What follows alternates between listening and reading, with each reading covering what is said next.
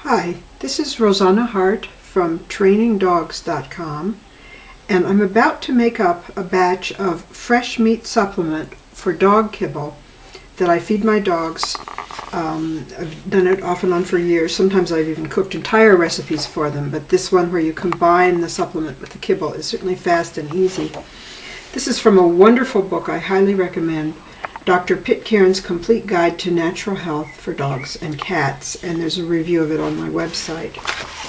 So I've got my ingredients together here. It happened that this morning I only had a couple of pounds of hamburger on hand where the recipe calls for 3.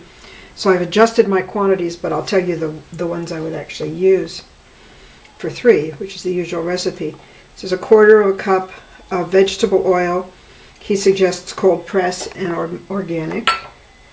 Then we have 1 tablespoon of something called healthy powder. And I'll tell you what that is. That's a recipe that is also in the book. Basically, it's made up of brewer's yeast, lecithin, kelp, bone meal, and optional vitamin C. And I mixed that up in advance. As you see, I've got quite a bit on hand. And that goes in any of his recipes. Then next is some bone meal. And you have to be careful when you buy bone meal. He explains what kinds to buy so you don't get some nasty stuff. Next we have the recipe calls for a tablespoon of calcium. This is calcium I've made by, there's a teaspoon and a half there. I'm a little casual on my exact measurements. That's calcium I've made by grinding up eggshells. Next comes some vitamin E,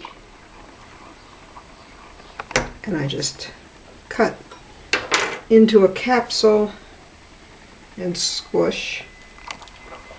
And last is some vitamin A, which was a tablet that crushed very easily.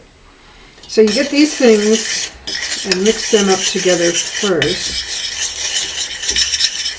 And then in a minute, I'll add the burger and squish it all together. This really is a very fast process,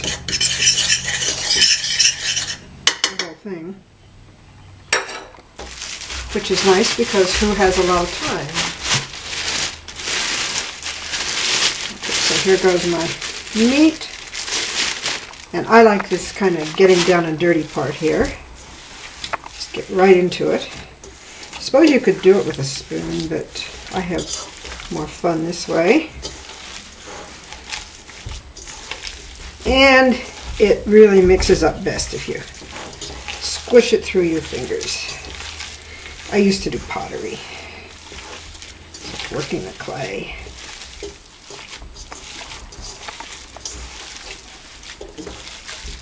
It's getting pretty evenly mixed in. I'm not a total perfectionist here, nor am I in most parts of my life. And then I freeze this stuff in smallish containers. I'm going to be giving each dog about 6 tablespoons per cup of kibble. Stay. Okay.